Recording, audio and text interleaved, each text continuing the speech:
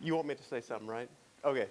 So she said I'm supposed to prepare a speech, so I'm going to do 5 minutes. I'm going to make it quick, but you got to hear some stories a little bit here. But it just seems like yesterday, not quite yesterday, but we were on the way to China, Terry and we were going to get our newly adopted daughter from China. And we had completed our 2-year paper pregnancy, which was everything had to be certified, authenticated, and notarized.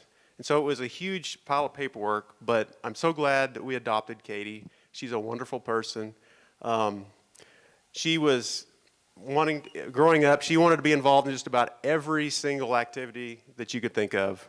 So we had to limit the number of things that she wanted to do, but she was involved with volleyball, basketball, and track.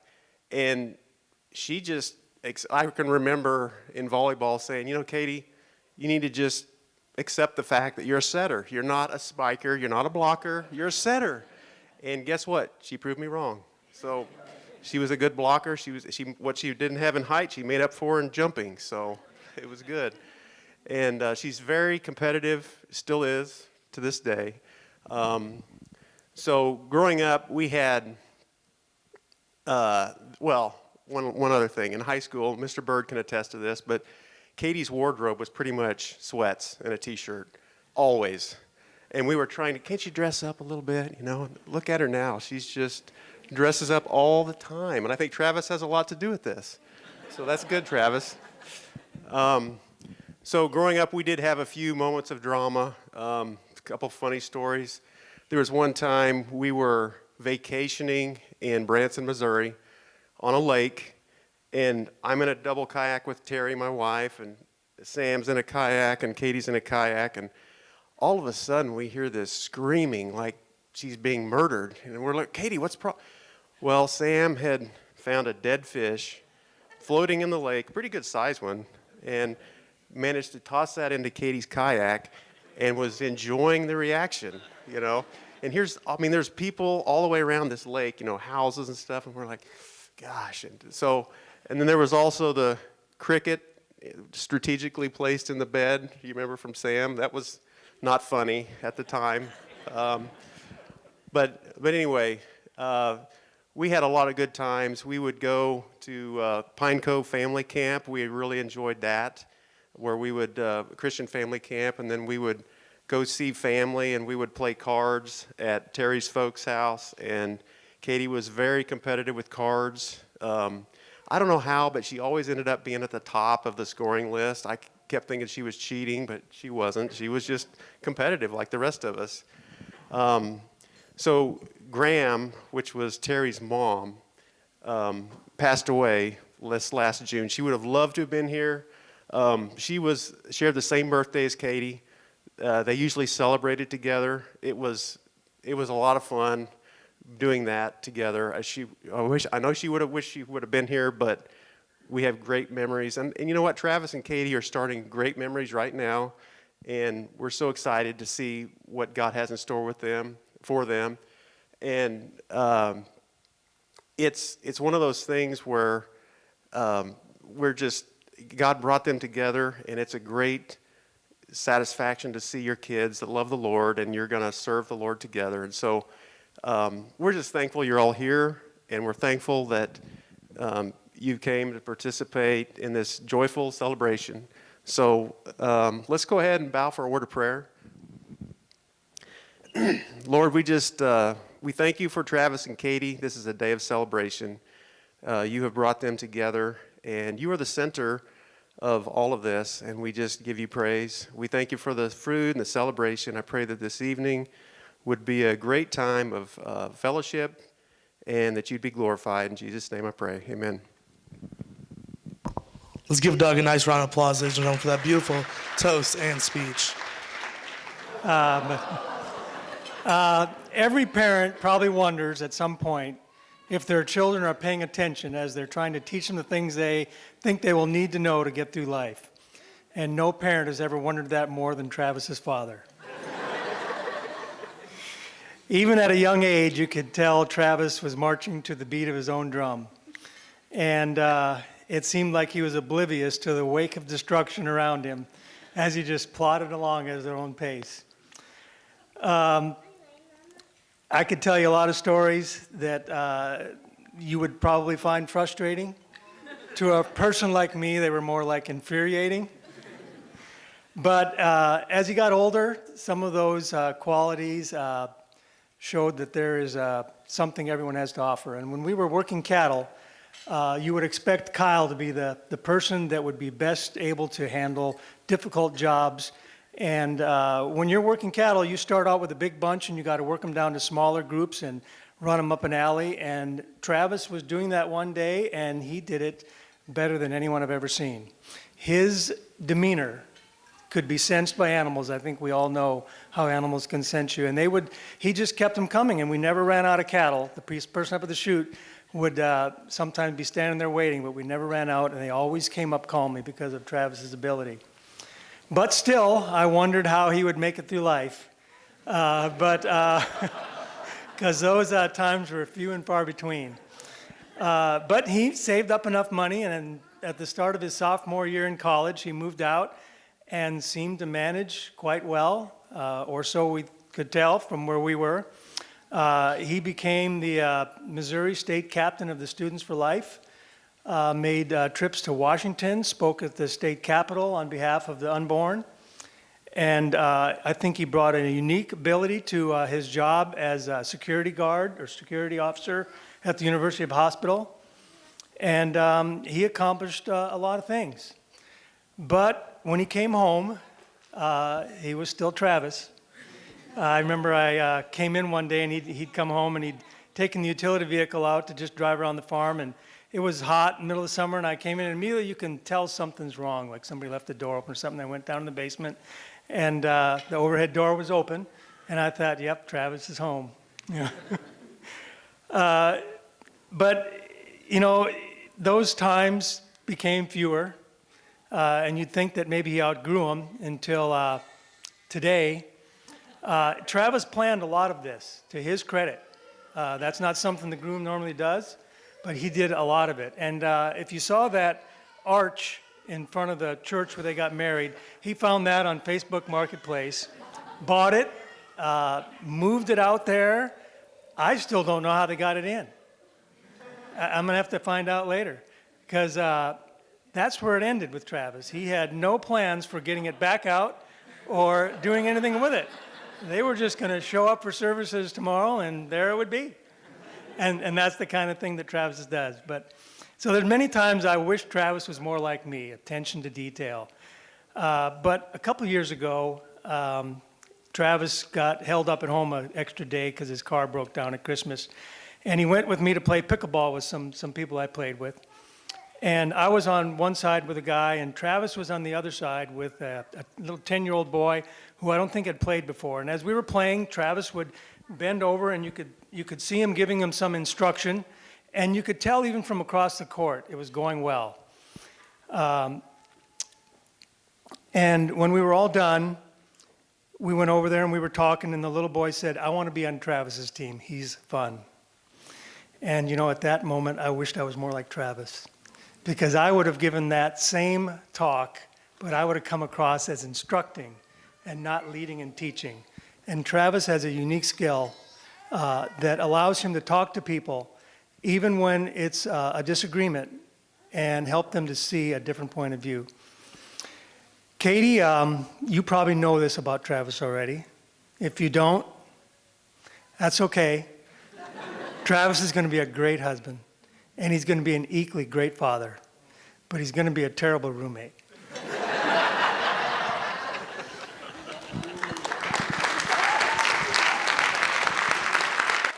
All right, thank you. Yeah, I'm Tony. I'm Travis's younger brother. I'm a twin, but I'm not his twin. And that's not to disparage Kyle. I think that he's a great guy, but I just really appreciate the ways that he and I have gotten to grow a lot closer over the last few years. You might have seen me sitting here writing. The assignment was due at 11:59 p.m. and it was done. But I'm one of those. My print has to be perfect so that I don't fumble over something, but I'm going to do that anyways. So I won't be reading off this entirely.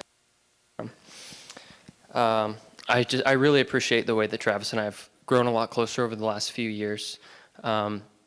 We didn't we weren't especially compatible when we were growing up, but I blame that on the long hours of painting and herding cattle. And now we seem to have a lot of fun together.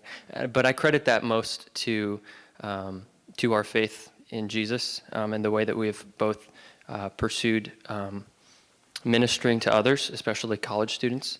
It's been really awesome seeing the way that you have reached new students at Mizzou and reached classmates from high school in Salt Company. And I've made efforts to do the same thing with Chi Alpha. So that has been really awesome. And ultimately, that's what brought you here to Illinois and what the Lord used to bring you and Katie together. And I think that that's really amazing. And I'm very excited for all that is to come. And I feel really honored to be in this position, to have this responsibility, and to be at the head of your bridal party. But that comes with a little bit of weight too, so I have a story about that. But I came with everything prepared. I came with travel bottles of Listerine, and I came with a sewing kit in my car. But I didn't need any of that stuff. You were very well prepared, except for maybe the arch. But don't worry, that's my job. I'm going to go with a saw and cut that up later. Oh, great. I can fit anything in my sedan, so it's okay. Well, you didn't seem to need any of the stuff that I brought, and despite what it may seem with all of your clumsiness, occasional clumsiness, you're very well prepared. You're very well put together. I was so impressed when I saw your new apartment the other day, and I have no doubt that I will be continually impressed by the lengths that you will go to ensure that Katie has a good life, that she's provided for, and that she is seen and protected, and that your family will be led well. I have no doubt that you will do everything in your power and seek the support of community and follow the Lord as the head of your family. So I know that you will be an excellent spiritual leader, and you are already a blessing to your community. And I have no doubt with the legacy that you are starting today, I have no doubt that your kids will be a blessing in the same way that you are. But Katie, even though he's really put together, he still needs some help. He will be a difficult roommate for just a little while, but I know that you'll do a lot to take care of him.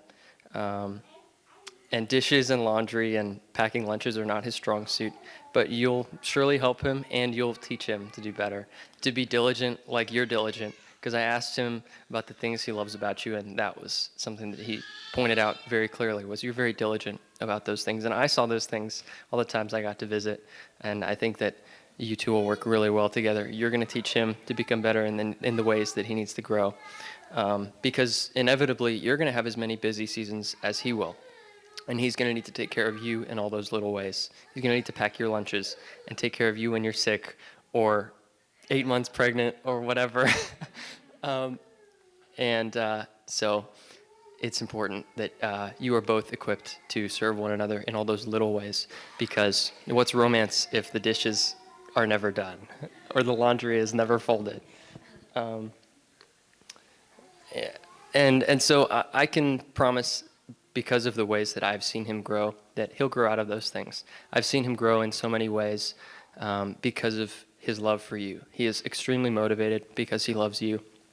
And your love and respect for him has done a lot to help him understand his value and step into the strength that he truly has and just hasn't realized. So I hope that you never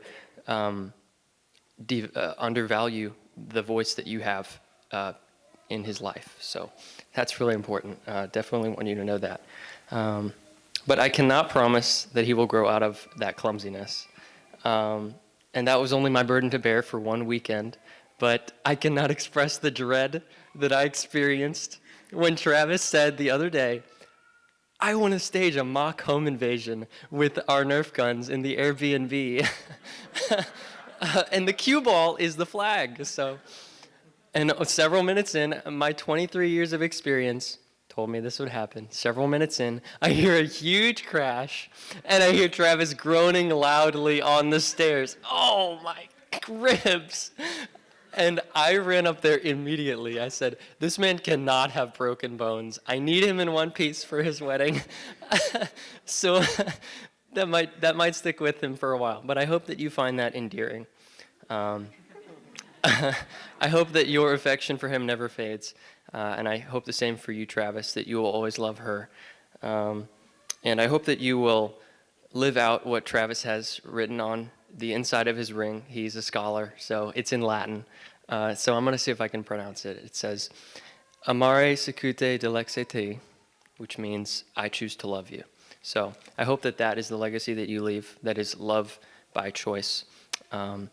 And I know that Travis will live that out well. I agree with my dad that he's going to be a great father and a great husband to you. And your diligence and your patience and your kindness, Katie, will serve him very well too. And I think that both of you are just great representations of Christ, and I can see the many ways that you will cause one another to become more like Christ in the little gaps that there are right now. I know that in 20 years, you both are going to be incredible, well-rounded people with a wonderful family. So I am very proud of you, Travis, and I think I'm the last of the Vollers that's not married, so I'm a little bit scared, but thank you.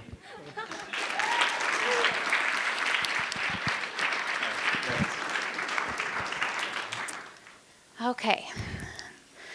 So I originally had this nice, tidy speech that I had managed to make really boring, prepared, and it was so cliche that it seemed impersonal. So, tell a cute little story about how Katie ate the lipstick that Mom gave me, and then how she denied it with maroon all over her face. All when she was 12. Okay, 3. Then segue into how I love having her as my sister and how much she means to me. How happy I am that she found Travis and that he's now part of the family. And throw in some sage advice from 6 years of marriage and end with a little blessing. But the writer in me couldn't stand it, so I trashed it, and here we are.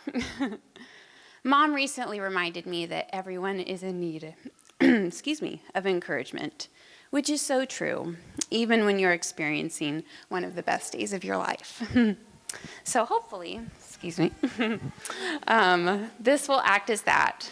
A little bit of encouragement as you start your marriage and a new life together. Encouragement number 1. Marriage is really great and lots of fun.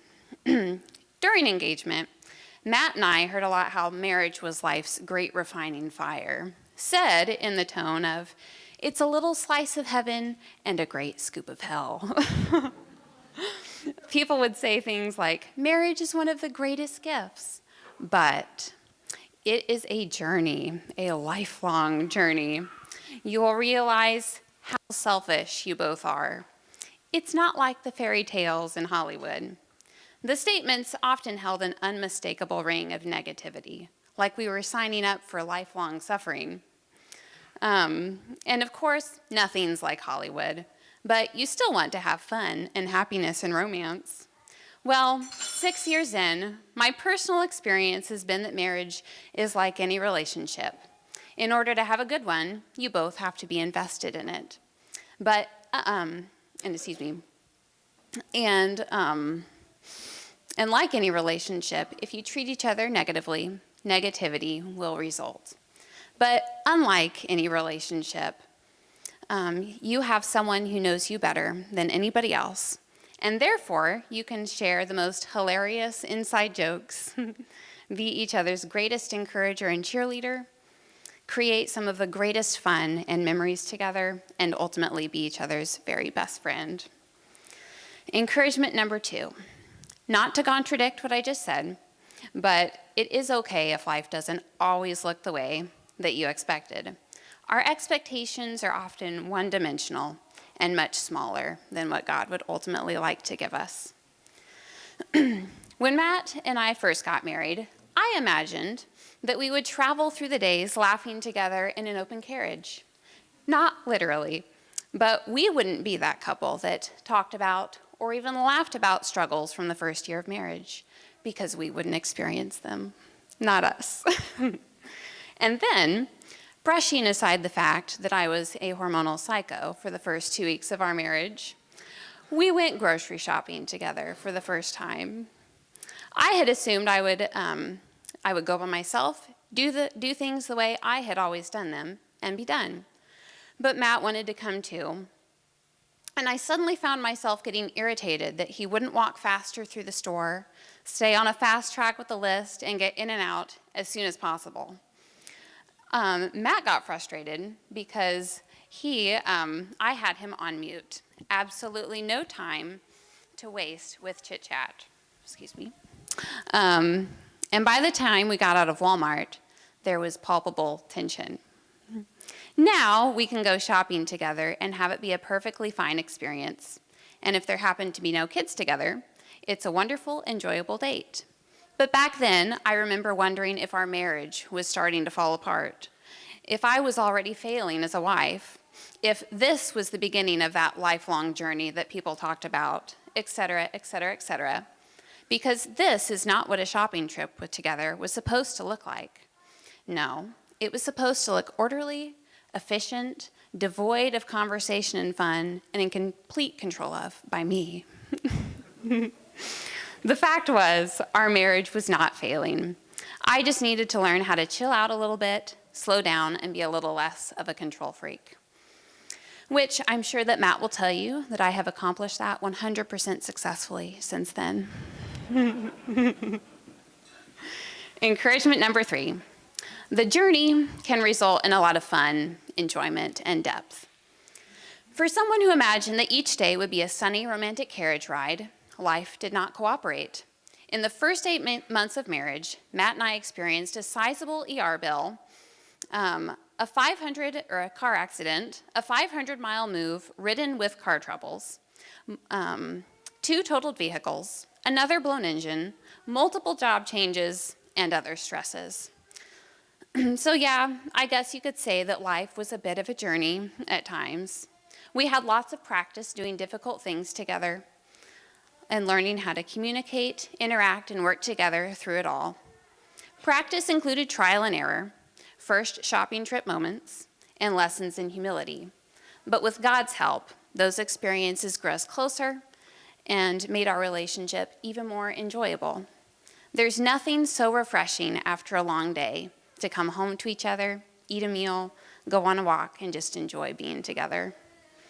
And even in the middle of the unfun, Matt and I could find lots of fun and humor with each other. Our first year also included lots of nature hikes, movie nights, one-on-one bowling competitions, moped rides, cheap food tourism, a bucket list trip to Custer State Park, and lots of laughter, memories, and dreaming together. In fact, despite all the punches life threw at us, Matt and I both look at that first year and remember it as an absolute blast.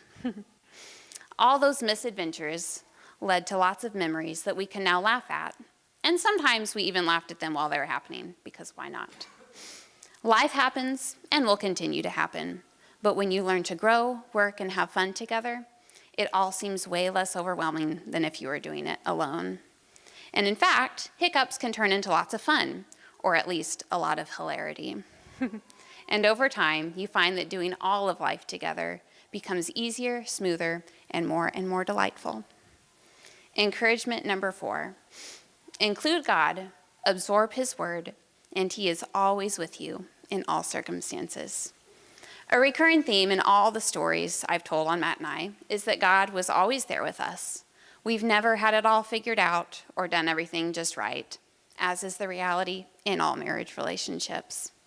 But God offers all His believers this wonderful promise that if any of you lacks wisdom, he should ask God, who gives generously to all without finding fault, and it will be given to you.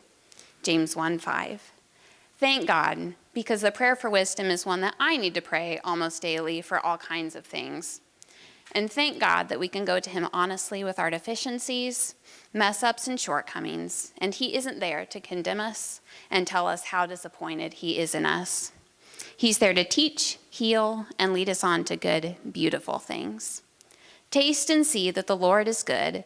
Blessed is the man who takes refuge in him. Fear the Lord, you his saints, for those who fear him lack nothing. The lions may grow weak and hungry, but those who seek the Lord lack no good thing.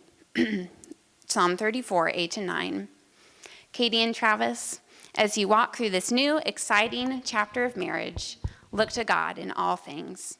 When you get your dream job, when bills come in, when you've had the time of your life on your honeymoon, on a vacation, and when you've had an argument over something silly, and now you don't know how to best move forward.